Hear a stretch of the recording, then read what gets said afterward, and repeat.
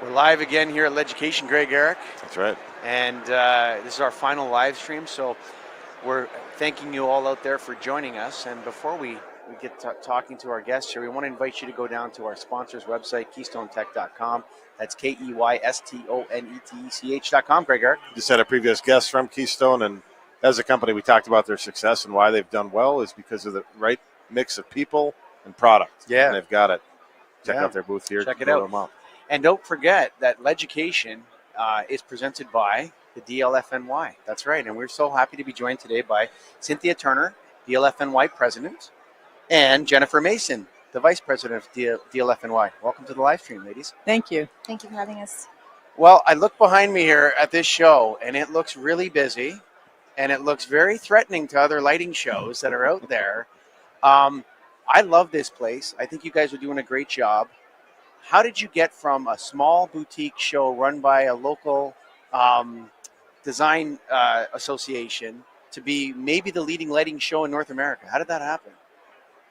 Well, LEDucation's been around for 18 years. Yeah. And the idea behind LEDucation, as we were starting to move away from traditional lamp sources and into LED, that we needed to educate people on this new light source because it's totally different from traditional light sources. So we started a little tabletop presentation originally down at the hotel by Penn Station that was very small, and it began to gain popularity. And just as the number of manufacturers who offer LED lights have grown over the years, so has the show grown over the years. And so we eventually moved it here to the Hilton, and we started with just the ballroom, and then we moved into the America's Hall, and it just continues to grow. Mm-hmm. And this is a volunteer position for both of you guys? Correct. Yes. That's crazy. Is it going to remain that? Like, what is the long-term plan here? Is it just to take it year by year? Or what do you guys talk about behind the scenes that you can share with us without giving away too much? Well, I think right now we're committed to the Hilton Hotel and to having LEDucation here until 2028. As regards to the volunteer position, I do not see anything other than that in the future. Mm-hmm. We do have a rolling organization with the responsibilities. So eventually in 2 years, Jennifer will take over as president. Okay. So hopefully then I'll get a little bit of a breather. Mm-hmm. And so right now we're just taking it one day at a time. Okay. So as a vice president, what's your role, Jennifer? So on the DLF, we divide and conquer for the most part. So we run programs outside of LEDucation as well, educational programs. We're trying to basically raise money to give sponsorship to other people going into the lighting field. Sure. So that's really what the entire organization is about, including LEDucation. Okay. So you guys do a lot more than just one show a year, Well, even though it's the biggest. absolutely. I mean, yeah. one of the things about this show is that it finances all of the other things that we do for the community. And one of the biggest things, we are about education. And one of the things that we do is we give out multiple scholarships to the local schools to encourage lighting. We are also planning to put together a scholarship to encourage people in the field of construction management as it relates to lighting. We support many programs. Anybody can come to us with a proposal on something they want to study, the effects of lighting in any application, and we will hear their, their theories on what they want to look at, and we'll often fund those studies. I don't know if you can remember one of the studies that we funded through Leela or... Yes, I'm trying to remember. Right. So you guys are actually funding academic research. Yes, absolutely. Wow. Absolutely. And we fund also creative endeavors. So we did fund something where there was a bunch of storefronts down in the Lower East Side that were empty, and a group of lighting designers got together and created art installations in those storefronts. And then we ran tours through that area, and then it was open for a couple of weeks. And that was one of the proposals that somebody came to us with.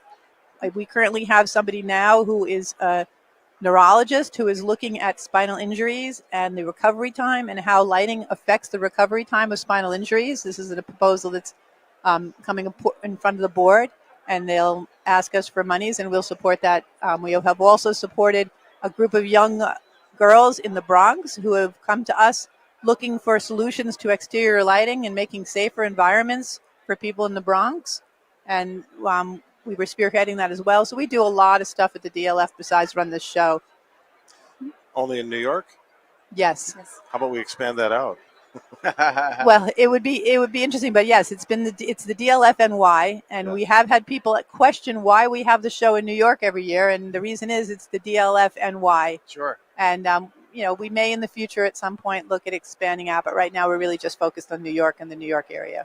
Yeah, there's a power in staying in your lane like that. We also are managers of the National Association of Innovative Lighting Distributors, and oftentimes we have people applying to be members of that organization. But you have to have light bulbs in a warehouse to be members of that organization. Mm-hmm. You understand what I mean? Mm-hmm. And people are often saying to us, well, why don't you expand it out? Why? No, because we need an organization that supports independent lighting distributors. Mm-hmm. And if we change that, then we're no longer supporting that. And I think that you say, look, the DLFNY does this in New York. And yeah, we're welcoming people from all over America here to our trade show, but we're still focused on our mission. I think that's wonderful, actually. Mm-hmm. No, absolutely. Yeah. And how many members make up the DLFNY? I'm not sure. Okay. But we have a lot of members in terms of individual members, and we also have a corporate membership, and that's why it's really hard to pinpoint that. Yeah. Because as a corporate membership, you're allowed to have up to 10 members registered. Sure. So they would fall in under the corporate membership. Yeah. Jennifer, did you run for the board? We have elections, yes. And you chose to run. Yes, yes, I did. So my one of the women I worked for, Caroline Rinker, who was a near and dear friend, but also a huge supporter of the entire organization. Sure. She pushed me to get involved, and it's been very rewarding. I Sure. really enjoy it. And I had the honor to interview Caroline twice Mm-hmm. on this show, and she's greatly missed. And rest in peace, Caroline Rinker. What a great contribution to the lighting industry. And yeah, I know she was honored recently by Randy Reed, Greg, the That's other right, night, she with was, yeah. posthumously with the Lifetime Achievement Award. So rest in peace, Caroline Rinker. Any final thoughts for the live stream audience, people that aren't here watching this now? What do you think? What should we tell them? Well, come to LEDucation. Come to LEDucation. Jennifer, any final thoughts? No, I mean, we're going to keep doing what we're doing, and the show keeps growing and growing, and everyone seems to be coming back. So I think we're doing something right. I think you are doing something right, and so I'd like to thank the DLFNY for presenting this show and for being a part of this live stream. And of course, Greg, we got to pay some bills. So let's go down to KeystoneTech.com. That's KeystoneTech.com. And for all of you that didn't come down to New York this year, hope to see you next year. But thank you for joining us here on LinkedIn Live, on LEDucation's, Lightheads, and all the different social media platforms that we've been streaming to. Thank you for watching and listening. Bye for now.